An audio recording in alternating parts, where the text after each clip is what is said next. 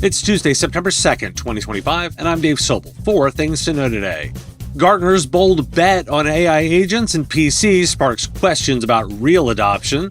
Earnings season shows NVIDIA, Dell, HP, and CrowdStrike leaning hard on AI, but revealing cracks. Rev.io shakes up the PSA market with an all-in-one platform, and disturbing cases highlight AI's role in tragedies, raising urgent safety questions. This is the business of tech. Gartner predicts that by 2026, 40% of enterprise applications will feature task-specific artificial intelligence agents, a significant increase from less than 5% in 2025. This shift is part of a broader digital transformation trend, as agentic AI is expected to drive approximately 30% of enterprise application software revenue by 2035, surpassing $450 billion. According to Anshari Verma, by the end of 2025, nearly all enterprise applications are expected to incorporate AI assistance, which will then evolve into independent agents handling complex tasks by 2026. Artificial intelligence-enabled personal computers are projected to claim over 50% of the global PC market by 2026, with approximately 143 million units expected to ship next year. According to Gartner research, AI personal computers will account for 31% of the market in 2025, growing from just 5% in 2023 to 94% by 2028. Despite facing market hurdles, such as high costs and security concerns associated with cloud deployments, businesses are increasingly adopting AI on personal computers. Ranjit Atwal, a senior director at Gartner, emphasizes that while adoption is slowing due to tariffs and market uncertainty, users are investing in AI personal computers to prepare for the growing integration of AI technologies. A recent survey by Forrester revealed that over 60% of U.S. adults are inclined to wait for prices to decrease before considering a purchase, highlighting the cautious approach many consumers are taking. And 2 perspectives. A recent survey by Techaisle highlights a significant shift in artificial intelligence adoption among small to mid-market businesses, emphasizing the importance of strategic consulting over mere tool acquisition. The research, which surveyed 2,400 firms, reveals that companies are increasingly seeking comprehensive services that cover the entire lifecycle of AI implementation, from strategy development to complex integration. Key findings indicate a strong demand for generative AI consulting and strategy services, with businesses prioritizing the identification of specific use cases to maximize the impact of AI. Additionally, organizations are focused on establishing frameworks for responsible AI use, addressing concerns related to data privacy and ethical considerations. It marks a maturation of the AI services market, as firms recognize the need for tailored solutions that fit their unique operational needs rather than relying on generic models. And Gene Marks over in Forbes argues that the narrative around small businesses adopting AI may be misleading. While a Goldman Sachs report states that 68% of small business owners claim to be using AI, many are merely experimenting with tools like chatbots for tasks such as email drafting and contract review, rather than fully integrating AI into their operations. The article highlights that despite reports from various sources indicating a surge in AI adoption, such as a U.S. Chamber of Commerce study showing an increase from 23% in 2023 to 58% this year, actual usage of AI in meaningful business processes remains limited. Concerns over cost, reliability, and security are significant barriers for small business owners, who are cautious about investing in technology that has not yet proven its return on investment. The piece concludes that true AI adoption, which would involve more substantial automation and operational changes, is still in the early stages for most small businesses. Why do we care? Well, here's the latest update on the AI hype cycle. Gartner says that by next year, 40% of enterprise applications will have AI agents and AI PCs will be half the market. Sounds great, but let's be real. SMBs aren't exactly stampeding to AI. They're dabbling with chatbots, maybe drafting emails, but not re-engineering their business. That's where Techaisle's research is useful. What smaller firms really want isn't another tool. They want a plan, strategy, integration, and guardrails, not turn it on and hope. And Marks is right. Those adoption surveys, half the time they mean we tried ChatGPT once. That's not transformation. And let's be more blunt. Enterprises are racing ahead while SMBs are still poking at ChatGPT like it's a toy.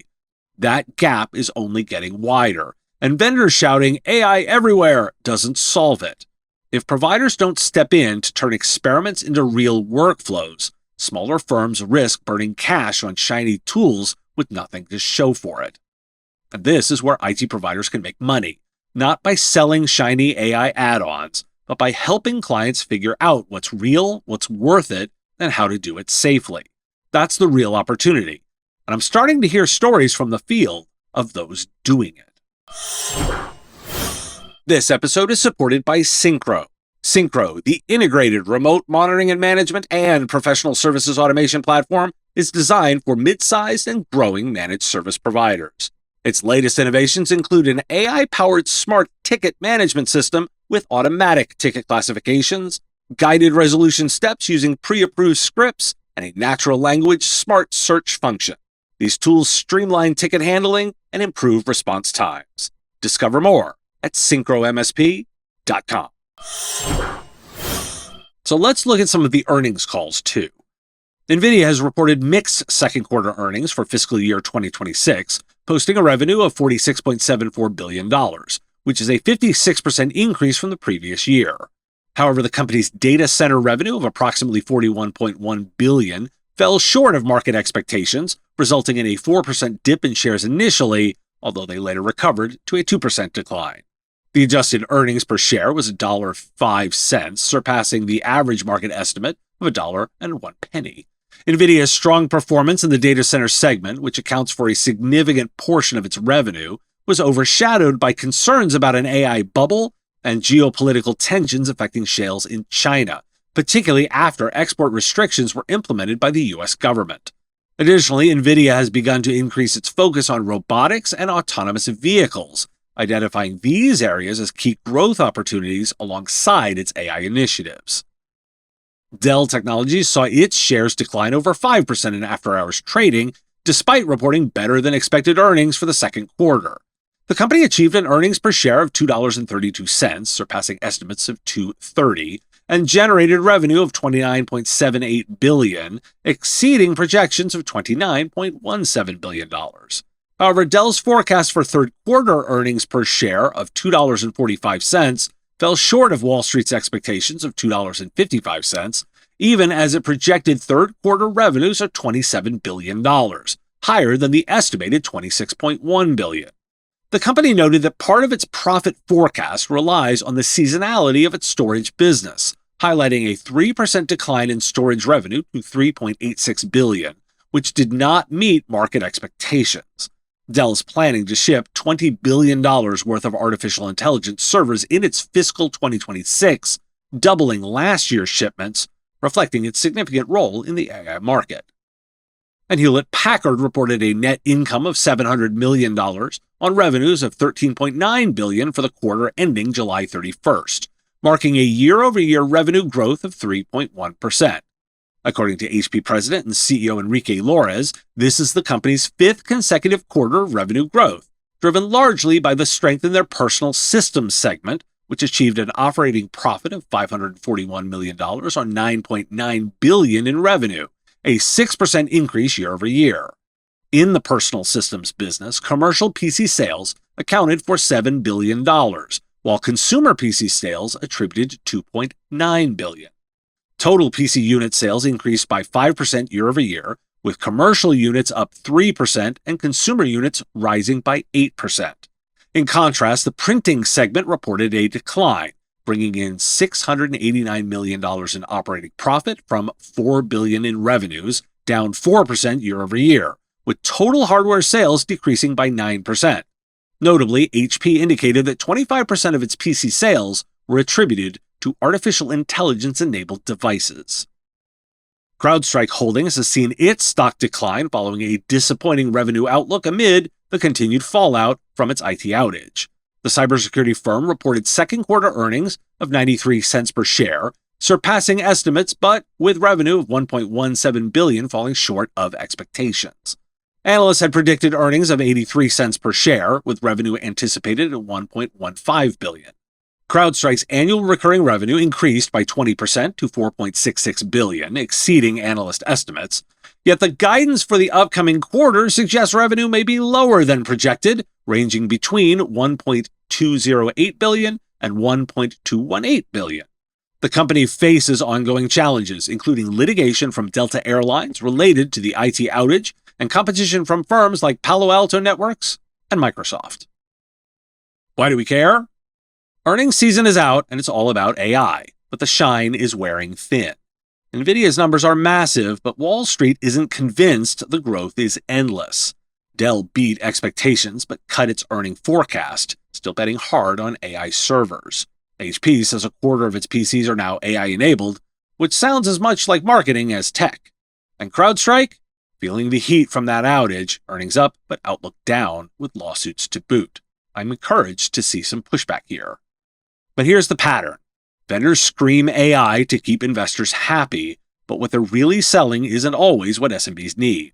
That gap between enterprise marketing and small business reality is where providers earn their keep, filtering the noise, calling out what's hype, and helping clients place smart bets instead of chasing every AI label slapped on hardware. I was tempted to make this the lead today. Rev.io has launched a next-generation platform designed specifically for managed service providers, integrating professional services automation, or PSA, communications billing, remote monitoring and management, and payment processing into a single experience. The platform represents a significant shift in service automation, combining over 20 years of billing expertise via the acquisition of TigerPaw in 2023 with its innovative technology.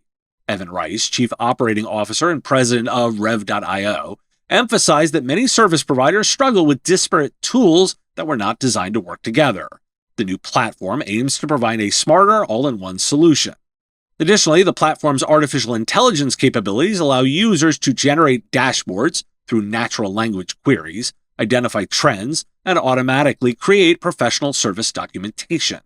Alongside the platform, Rev.io Community and Commerce Hub have been introduced to foster collaboration among service providers and streamline inventory management, enhancing operational efficiency. Why do we care? Here's one I didn't quite see. Rev.io just dropped a new all-in-one platform for MSPs. PSA billing, RMM payments, the whole enchilada. And yeah, they've got the chops on billing. Remember, they picked up TigerPaw 2 years ago, so they're not starting from scratch. This matters because, let's be honest, PSA has been stale. Halo PSA has been the fresh player in town, and now here comes Rev.io saying, stop duct taping tools together, we've got you covered. Add in some AI that can spin up dashboards and documentation automatically, and it sounds pretty slick. Layer in Synchro with their integrated platform, and you have some competition. But here's the rub. Every vendor who says all-in-one often nails one piece and fumbles the rest. MSPs are tired of lock-in that doesn't actually work better. If Rev.io can execute, this could shake things up big time. But if not, it's just another ambitious platform pitch. PSA competition is back, and for once, that's good news for providers. Last week, I reported on the first suicide connected to generative AI, and this week it's the first murder. A former Yahoo executive, Stein Erik Solberg, allegedly influenced by OpenAI's ChatGPT, killed his elderly mother, Suzanne Ebersom Adams, before taking his own life in Connecticut. Reports indicate that Solberg, 56, believed his mother and her friend were trying to poison him, and conversations with the chatbot reinforced his paranoia about their actions. Solberg had a troubled history, including a messy divorce and previous suicide attempts, leading him to seek solace in interactions with the chatbot, which he nicknamed Bobby. In his final messages, he expressed a desire for eternal connection with the AI, stating, quote, "We will be together in another life," end quote. Reports indicated that the chatbot not only reinforced Solberg's paranoid beliefs, but also provided him with alarming suggestions, including how to manipulate his mother's behavior. This incident has become a focal point in discussions about the psychological risks associated with AI, as experts warn that vulnerable users can spiral into delusions without reality checks. Why do we care? So here's the dark side of AI. Last week it was suicide, and this week it's murder. A former Yahoo exec killed his mother, then himself, and apparently his AI buddy Bobby, aka ChatGPT, helped fuel his paranoia. The bot didn't de-escalate. It reinforced the delusions. That's chilling. Now, don't get me wrong. This isn't about banning AI, but let's not kid ourselves either. These tools aren't neutral. If someone's unstable, the AI mirrors it back and makes it worse. That's not theoretical anymore. That's real-world harm. And that's why IT providers should care. Your clients are going to use AI, whether it's built into Microsoft, Google, or consumer apps, or prosumer apps, or professional apps. The real value you bring isn't flipping the switch. It's putting up guardrails, policies, filters, training, because just let it run isn't good enough. The difference between safe adoption and dangerous misuse, that's where you earn your keep. Thanks for listening. Today is National Blueberry Popsicle Day and World Coconut Day. I'm previewing some upcoming additions to the show lineup on my Patreon at patreon.com/MSBRadio. New content is coming, including a segment that didn't make today's show. Sign up now to get very early access. The Business of Tech is written and produced by me, Dave Sobel, under ethics guidelines posted at businessof.tech. If you've enjoyed the show, make sure you've subscribed or followed on your favorite platform. It's free and helps directly. Give us a review, too. If you want to support the show, visit patreon.com/MSBRadio, and you'll get access to content early. Or buy our Why Do We Care merch at businessof.tech. Have a question you want answered? We take listener questions, send them in, ideally as a voice memo or video to question@msbradio.com. I answer listener questions live on our Wednesday live show on YouTube and LinkedIn.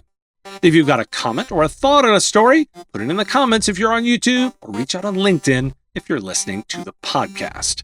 And if you want to advertise on the show, visit msbradio.com/engage. Once again, thanks for listening, and I will talk to you again on our next episode. Part of the MSP Radio Network.